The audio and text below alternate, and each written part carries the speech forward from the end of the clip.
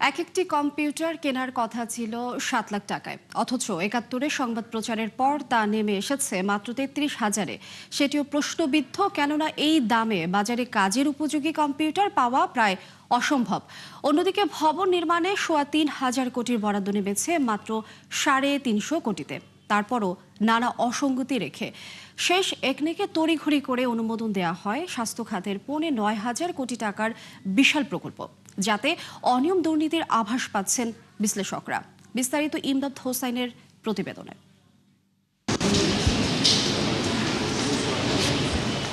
দেশের ভঙ্গুর স্বাস্থ্য ব্যবস্থা ও পুষ্টি সেবার উন্নয়নে ১৩,০০০ কোটি টাকার বিশাল এক প্রকল্প হাতে নেয় সংশ্লিষ্ট মন্ত্রণালয়। তবে তা একনেকে ওঠার আগেই নানা অসঙ্গতি ধরা পড়ে ৭১-এর চোখে। বিশেষ করে প্রকল্প প্রস্তাবনায় এক একটি কম্পিউটার কেনার পরিকল্পনা ছিল ৭ লাখ টাকায়, অর্থাৎ ১১,৭৪০টির জন্য বরাদ্দ রাখা হয় ৮০৫ কোটি টাকা। বিষয়টি ৭১-এর খবরে উঠে এলে প্রকল্প পাশ হয়নি একনেকে।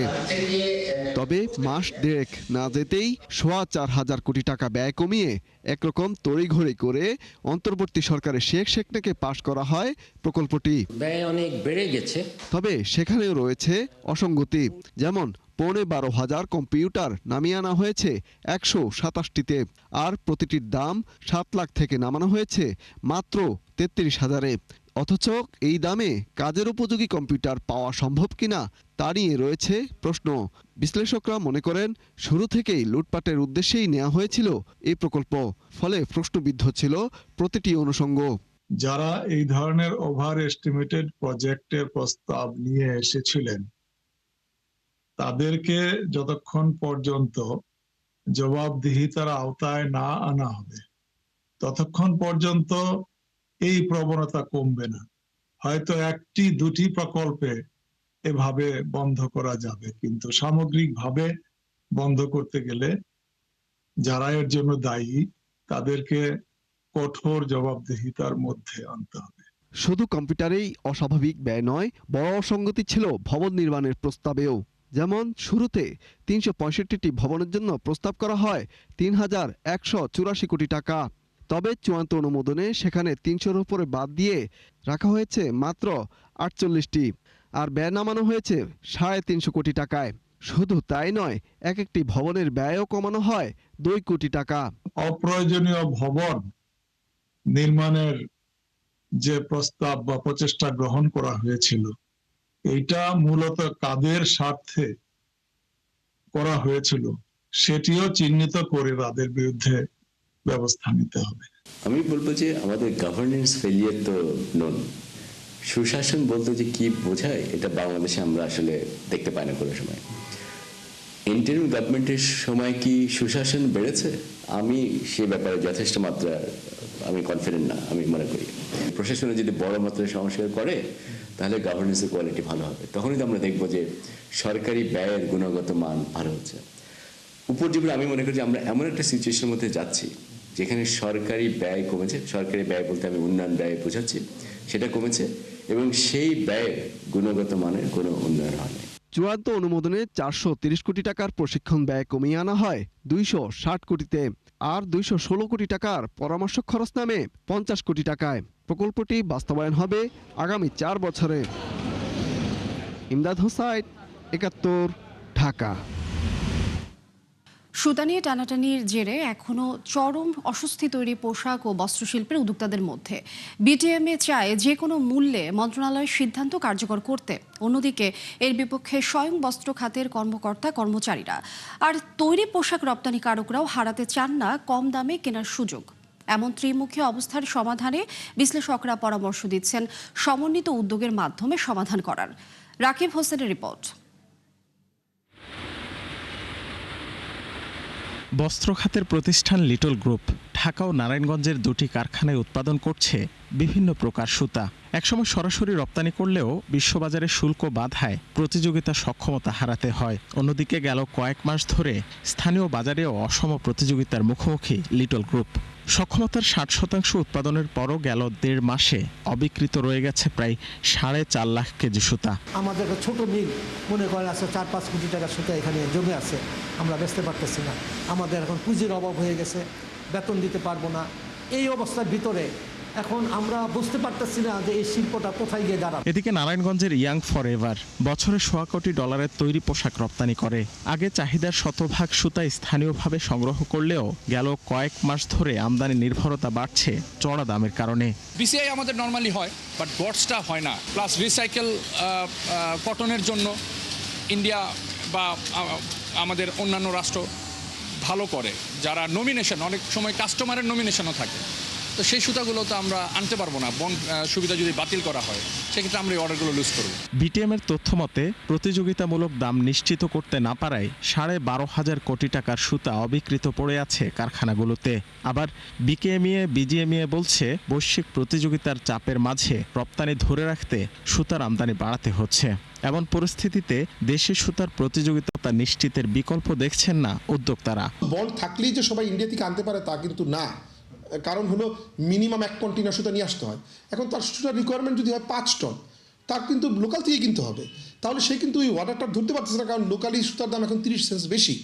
সে যদি ইনসেন্টিভ পেতো সেই পরিমাণ, তাহলে কিন্তু সে সেইটা স্পিনারকে পাসন করে স্পিনার থেকে সুতা নিয়ে টোটাল এক্সপোর্টটাকে এক্সপান্ড করতে পারতো। নভেম্বর থেকে কিন্তু আমাদের 60% লোকাল ভ্যালু এডিশন লাগবে। তখন কি করবে?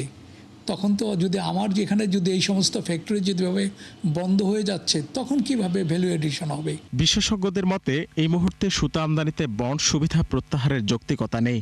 সংকট নিরসনে দরকার সম্মিলিত প্রচেষ্টা।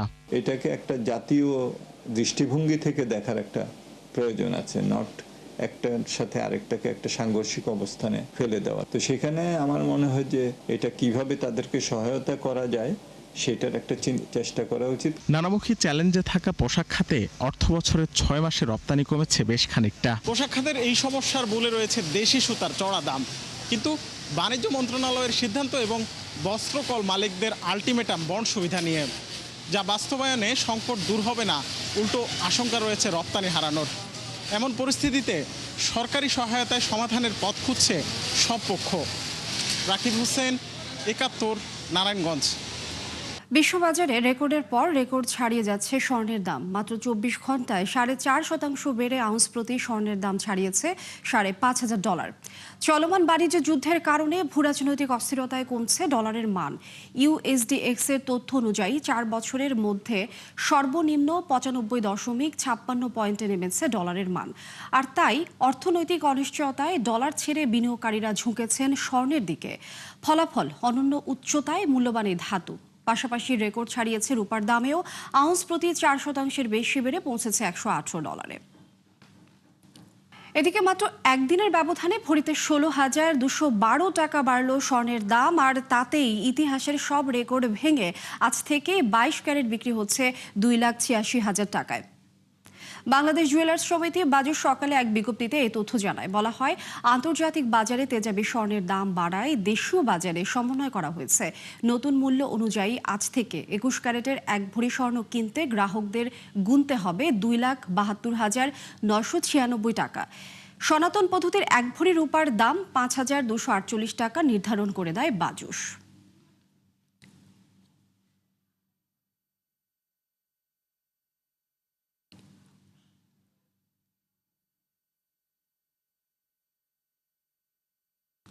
অর্থবছরের প্রথমার্ধে $219 কোটি বিদেশি ঋণের দায় পরিশোধ করেছে বাংলাদেশ, যা গত অর্থ বছর একই সময়ের চেয়ে বেড়েছে $21 কোটি বা 11.5%। অর্থনৈতিক সম্পর্ক বিভাগ ERD এই তথ্য প্রকাশ করেছে। এতে বলা হয়, এই সময়ে অর্থ ছাড় হয়েছে $250 কোটি বা $2.5 বিলিয়ন, যা আগের অর্থ বছরের প্রথম 6 মাসে ছিল $353 কোটির ওপরে। অর্থাৎ অর্থ ছাড় কমেছে 29% মতো। মূলত উন্নয়ন প্রকল্প বাস্তবায়নে ধীর গতির কারণেই এমন অবস্থা তৈরি হয়েছে। ERDর তথ্য অনুযায়ী 6 মাসে ছাড় করা অর্থের 88%ই চলে গেছে দায় পরিশোধে। এর মধ্যে কেবল সুদের পরিমাণ ছিল $77 কোটি। উল্লেখ্য, সবশেষ অর্থ বছরে মোট দায় পরিশোধ করা হয় $400 কোটি উপরে। আর চলতি অর্থ বছরের প্রবণতা অব্যাহত থাকলে তা ছাড়াতে পারে $450 কোটি। দর্শক, এই মুহূর্তে বাংলাদেশ ব্যাংকের সংবাদ সম্মেলন করছেন governor doctor Ahsan H Mansur. আমরা সরাসরি চলে যাচ্ছি সেখানে। আপনারা জানেন আমাদের কিছু কম্পিউটার রিলেটেড সমস্যা ছিল এবং আছে, সেটা হচ্ছে যে যারা ওই বিশেষ করে ওই মাসিকভাবে সুদ নেন, সেটা ক্যালকুলেট করাটা খুব ডিফিকাল্ট একটা জিনিস। সুদের হার নির্ধারণ, পলিসিটাই এবং কম্পিউটার সিস্টেমকে সেটার সাথে সমন্বিত করা, এই চ্যালেঞ্জটার জন্য কিছু দেরি করতে হয়েছে এবং এখন কিন্তু আমরা ওটাও খুলে দিয়েছি। মানে যারা বিভিন্ন স্কিমে আছেন, লং ফিক্সড টার্ম ডিপোজিটই হোক বা মান্থলি স্কিমেই হোক, তারা সবাই টাকা তুলতে পারছেন। এটা গতকাল থেকে এটা চালু হয়ে গেছে। সবাই 2 লক্ষ টাকা তুলতে পারবে যদি তারা 2 লক্ষ টাকা আমানত থাকে, যে কোনো স্কিম থেকেই হোক। এটা একটা বিষয়। আর যদি মেয়াদ পূর্তি হয়ে থাকে তাহলে এটা রোল ওভার হবে, কিন্তু ইন্টারেস্টের টাকাগুলো আস্তে আস্তে সে তুলতে পারবে। একটা জিনিস যেটা আমরা আবার পরিষ্কার করতে চাচ্ছি, 1 তারিখ থেকে, জানুয়ারির 1 তারিখ থেকে সরকারিভাবে পুরোপুরি বাজার রেটে ইন্টারেস্ট রেট দেওয়া হচ্ছে পূর্বের আমানতের উপর। পূর্বের আমানতের উপর ইন্টারেস্ট রেট দেওয়া হচ্ছে এবং সেই ইন্টারেস্ট রেটটা আপনাদেরকে আমরা একটা টেবিল দিয়ে দিব এই মিটিংয়ের পরে। এটা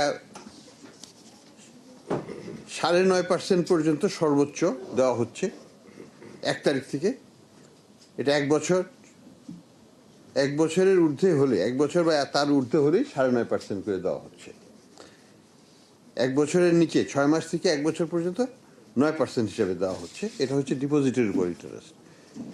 যে কোনো ব্যক্তি যার যদি সে আসলটা হয়তো তুলতে পারবে না, কিন্তু সুদটা কিন্তু সে তুলতে পারবে এখন থেকে। অর্থাৎ জানুয়ারি মাস শেষ হয়ে গেল, জানুয়ারি মাসের টাকাটা ফেব্রুয়ারির 1 তারিখ থেকেই তুলতে পারবেন। এই সুবিধাটা আমরা দিয়ে দিচ্ছি। কাজে তাদের যে লিকুইডিটির যে সমস্যাটা, অনেকেরই সমস্যা ছিল যে মান্থলি পেমেন্টসটা আটকে গিয়েছিল, তো মান্থলি পেমেন্টসটা এখন কিন্তু তারা পাওয়া শুরু করে দেবে। পুরো রকমের একটা ফুল ফ্লেজেড পেতে থাকবেন। যে ইন্টারেস্টে জমা হবে সেটা 9.5%ই হোক বা 9%ই হোক বা বিভিন্ন হারে আছে, সেই ইন্টারেস্ট রেটটা মাস শেষ হলেই তারা তুলে দিতে পারবেন। আসলটা হয়তো ধীরে ধীরে আমরা যেটা স্কিমে বলেছি 2 বছর মেয়াদে নেওয়া হবে, সেইভাবে থাকবে। এটা কিন্তু তাদের সমস্যা বহুলাংশে লাঘব করে দেবে বলে আমরা মনে করি। বেশিরভাগ আমরা দেখেছি এখানে যেটা হয়েছিল, এই ব্যাংকগুলো খুবই উচ্চ হারে সুদ নিয়েছিল, সুদ দিয়ে এই মান্থলি স্কিমগুলো দিয়েছিল। দর্শক, বাংলাদেশ ব্যাংকে সংবাদ সম্মেলন করেছিলেন governor doctor Ahsan H Mansur. আমরা এতক্ষণ সরাসরি যুক্ত ছিলাম সেখানে। খেলাপি ঋণের সংকট মোকাবেলায় একগুচ্ছ সংস্কার প্রস্তাব দিয়েছে ব্যাংকগুলোর প্রধান নির্বাহীদের সংগঠন। এবিবি চেয়ারম্যান ও সিটি ব্যাংকের ব্যবস্থাপনা পরিচালক মাসরুর আরিফিন স্বাক্ষরিত চিঠিতে এসব তুলে ধরা হয়েছে।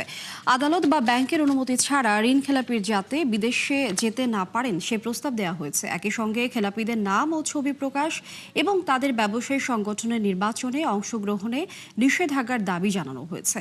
আন্তর্জাতিক মানদণ্ড অনুযায়ী আংশিক ঋণ অবলোপনের সুযোগ, লিয়েন করা শেয়ার দ্রুত নগদায়নে কর্তৃপক্ষের সহযোগিতা এবং মৃত্যু, মরণ ব্যাধি বা প্রাকৃতিক দুর্যোগে ক্ষতিগ্রস্ত ব্যক্তিদের কিছু ঋণে সুদ মওকুফের মাধ্যমে দ্রুত আদায়ের ব্যবস্থার প্রস্তাবও রাখা হয়েছে।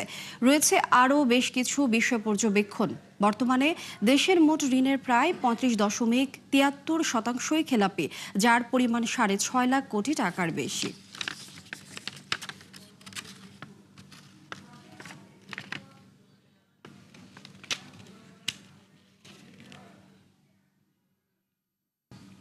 দর্শক, এই ছিল ৭১ বিজনেসের এখনকার আয়োজনে। সরাসরি সংবাদ ও অনুষ্ঠান দেখতে চোখ রাখুন ৭১-এর ফেসবুক পেজে এবং সাবস্ক্রাইব করুন ৭১-এর ইউটিউব চ্যানেল। থাকুন ৭১-এর সাথে।